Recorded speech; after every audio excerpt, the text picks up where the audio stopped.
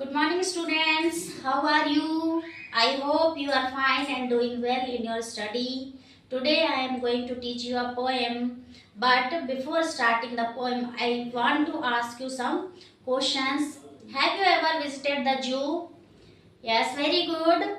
So, which type of animals you have seen in the zoo? Now just recall and tell me. Birds, very good. Bear, elephant, tiger, lion, very good. Now just recall and tell me how the tiger was kept there. It was in cage. Very good. So now just think and compare this caged tiger with that tiger who wanders freely in the jungle. उस tiger के साथ इस tiger का comparison कीजिए जो जू में आपने देखा था, जू में जो आपने केज में बंद देखा था टाइगर को, उसका कंपैरिजन उस टाइगर से कीजिए जो जंगल में फ्रीली घूमता है। उस टाइगर के साथ आप जस्ट कंपेयर करके देखिए, क्या दोनों का बिहेवियर सेम होता है, क्या दोनों के सिचुएशन सेम होते हैं। So answer is definitely not. So a caged tiger is behind the bars and he can walk only few steps, while the tiger who wanders in the jungle, he can walk as long as he can. Apart from that, a caged tiger get its food easily, while the tiger who wanders in jungle, he has to struggle, he has to suffer a lot to hunt its prey.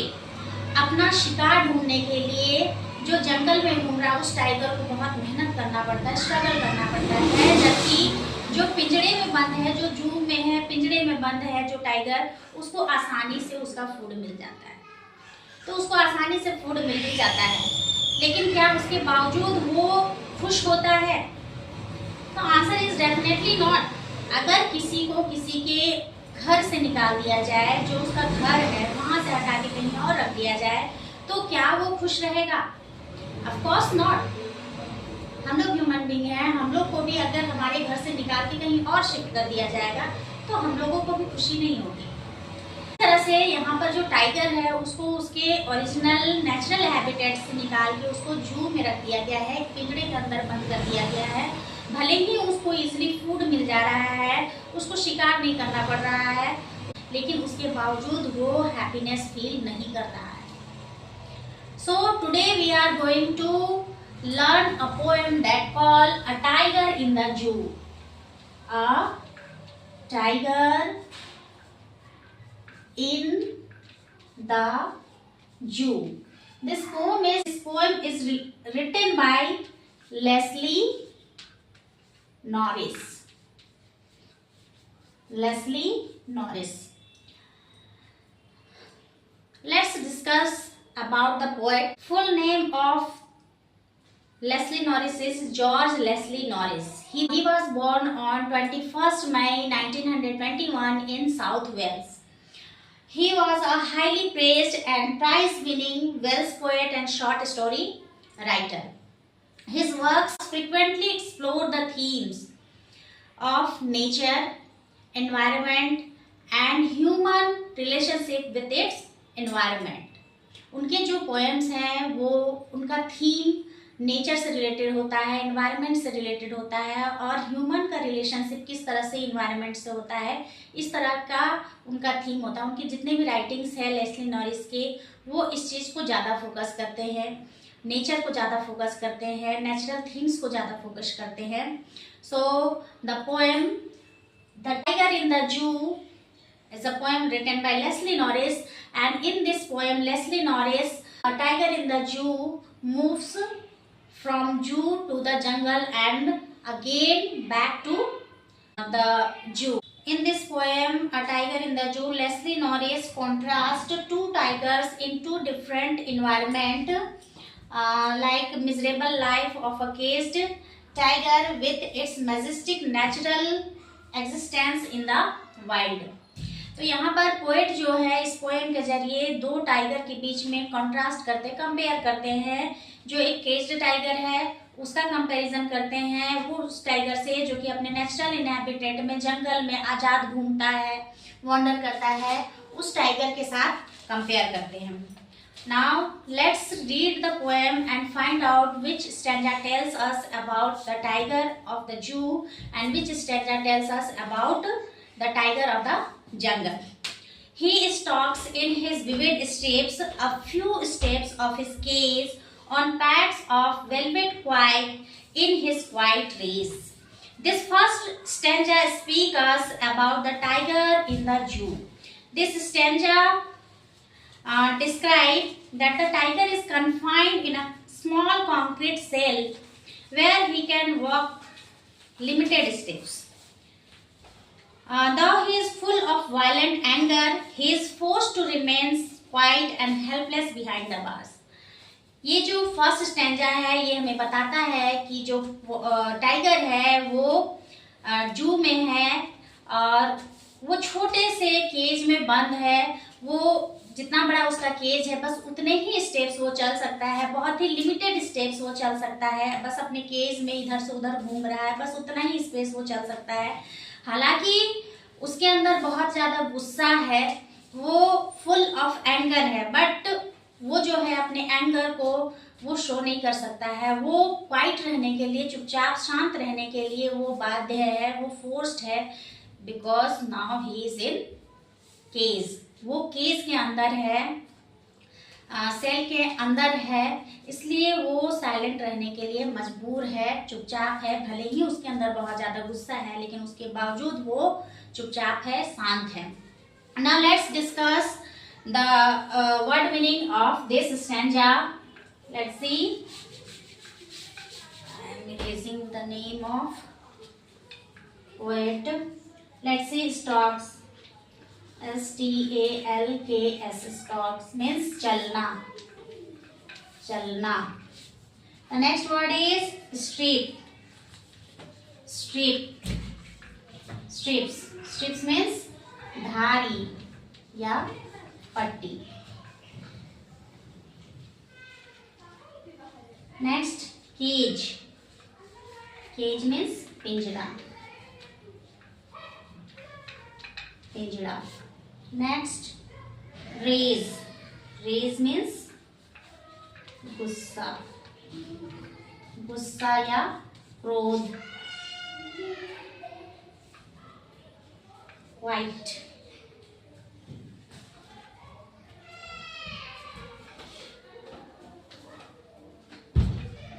White. White means शांत। Now let's see second stanza. He should be lurking in shadow, sliding through long grass near the water hole where plump deer pass. This second stanza tells us that the tiger is in jungle in his natural inhabitat. यहाँ पर poet जो है वो imagine कर रहे हैं कि tiger जो है वो अपने नेचुरल इनहैबिटेट में है। Now he is sliding silently through long grass near a water body like pond, lake और river to hunt plump deer. Poet जो है इस स्टैंजा में बता रहे हैं कि जो टाइगर है वो अपने नेचुरल इनहैबिटेट में है, जंगल में है, और वो लॉन्ग ग्रास के पीछे छुप के वो वेट कर रहा है कि कब कोई डियर जो है, कब कोई हिरन जो है वो वाटर बॉडी के पास पानी पीने के लिए आए और वो उसका शिकार कर ले, उसको हंट कर ले। तो इस चीज़ का वेट कर रहा है टाइगर ताकि उसको खाने के लिए कुछ मिल जाए। So definitely this stanza suggests us that the tiger is in jungle. Let's see the word meaning of this second paragraph. Sorry, second stanza. Lurking. LURKING. Lurking. Lurking means छिपकर बैठना। छिपकर बैठना। छिपकर बैठना। Next word is sliding. Sliding. Sliding means सरकना। सरकना। Next word is plum, plum, plum means मोटा तगड़ा, मोटा, मोटा ताजा या मोटा तगड़ा। Now let's see the third stanza. He should be snarling around houses at the jungle's edge, bearing his white fangs, his claws terrorizing the village. Again, this stanza tells us that tiger is in jungle. Here the poet describes that now he reached near the village at the edge of the jungle, terrorizing villagers by snarling and baring his sharp teeth.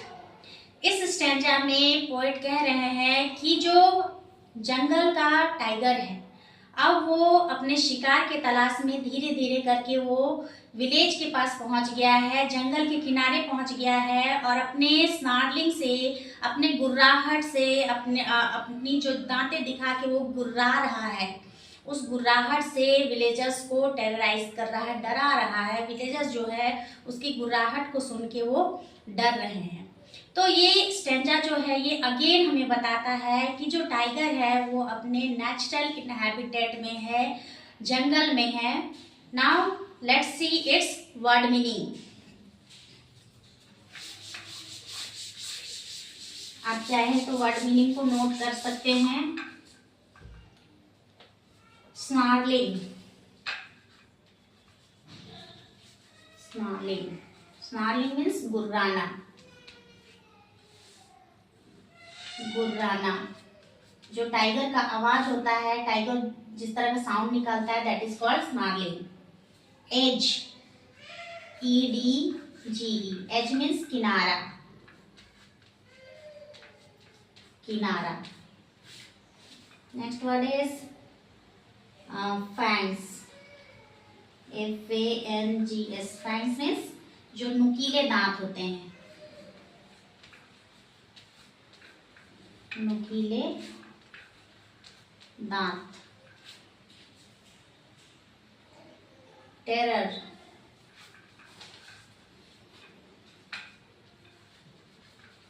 Terror means डर।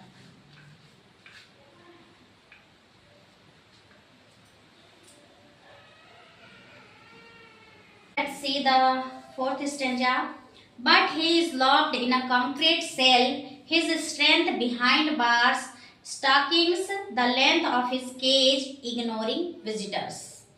Again, ये stanza जो है वो वापस आ गया है जू में। इस स्टैंजा में जो टाइगर जू में है उसके बारे में बात हो रहा है। He is locked in a concrete cell. Through this stanza, poet described about a helpless tiger who has power and strength, but all in vain, because now he is locked behind the bars. उसके पास power है, उसके पास गुस्सा है, लेकिन उसके बावजूद वो tiger जो है, उसकी स्ट्रेंथ जो है वो सब बेकार चली गई है, क्योंकि वो कहाँ है, तो वो कंक्रीट सेल में एक पिंजड़े के अंदर बंद है। इसलिए उसकी सारी स्ट्रेंथ जो है या उसके जो पावर है वो उसको शो नहीं कर सकता है। Now he is helpless. He can walk only few steps as long as his cage. तो जितना बड़ा उसका केज है बस उतने ही स्टेप्स वो चल सकता है, उससे ज़्यादा वो चल नहीं सकता है। उससे ज़्यादा अगर वो कहीं जाना चाहे तो जा नहीं पाएगा, क्योंकि उसके केज का साइज उतना ही है। तो जितना बड़ा उसका केज है उतना ही स्टेप्स वो चल सकता है, उतने ही स्टेप्स वो जा सकता है। ही यूजुअली इग्नोर्स विजिटर्स। अब ऑफकोर्स अगर वो जू में है, जू में वो कंक्रीट सेल के अंदर लॉक्ड है, इसका मतलब वहाँ पर विजिटर्स जो है वो उसको देखने आए हैं, ठीक है। अब वो टाइगर जो केस में है वो टाइगर विजिटर्स को इग्नोर कर रहा है, सभी उनकी तरफ देख रहे हैं। विजिटर्स जो है उसकी तरफ इंटरेस्टेड है, उसको देख रहे हैं, बट वो विजिटर्स को इग्नोर कर रहा है, because he is not feeling free in the cell. वो सेल में अपने आप को फ्री महसूस नहीं कर रहा है, वो अपने आप को हेल्पलेस महसूस कर रहा है और जनरली वो विजिटर्स को इग्नोर करता है। सो Here the poet describing that a tiger who is locked in the cell, he is helpless. वो helpless है, वो अपने आप को फ्री महसूस नहीं कर रहा है, उसकी जो भी पावर है, स्ट्रेंथ है, वो सब बेकार है, क्योंकि वो सेल में बंद है, वो एक पिंजड़े में बंद है, इसलिए. Now let's see the word meaning of this stanza. If we see a difficult word, then there is cell.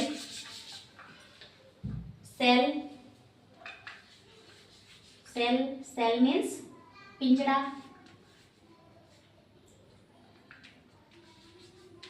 यहाँ पर सेल का मतलब पिंजड़ा है. वैसे सेल मीन्स कोशिका भी होता है, जो कि हम लोग बायोलॉजी में पढ़ते हैं, बट हियर सेल मीन्स पिंजड़ा. एंड इग्नोर मीन्स उपेक्षा करना.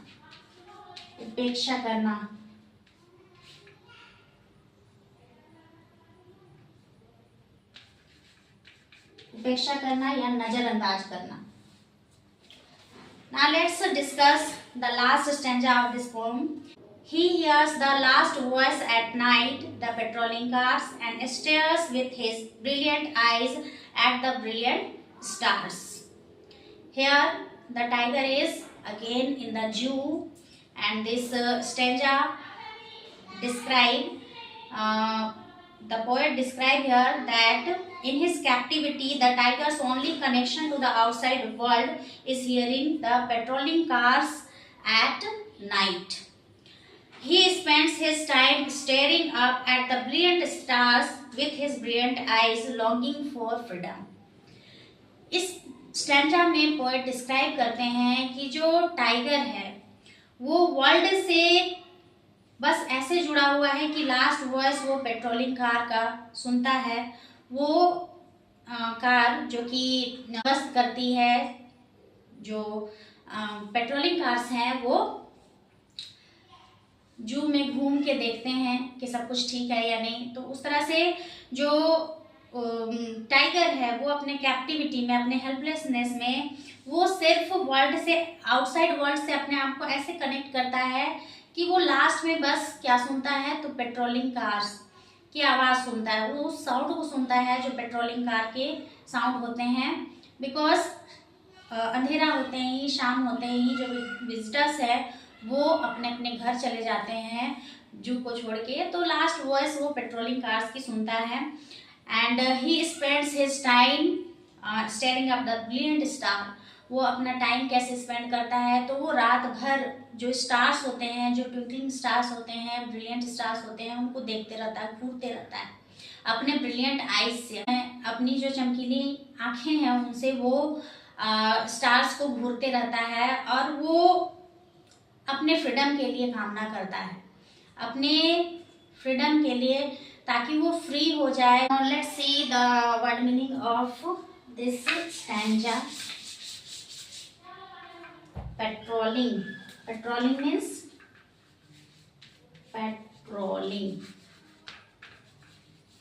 means गश्त करना.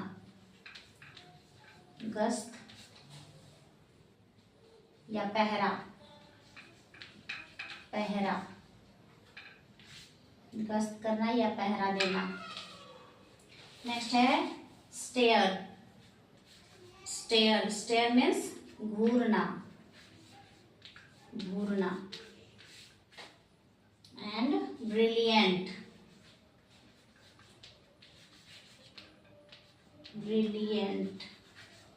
मीन्स चमकीला. So this is the poem A Tiger in the Zoo, that is written by Leslie Norris. I hope you enjoyed this poem. Next day we will discuss its main theme and poetic devices. Thank you so much.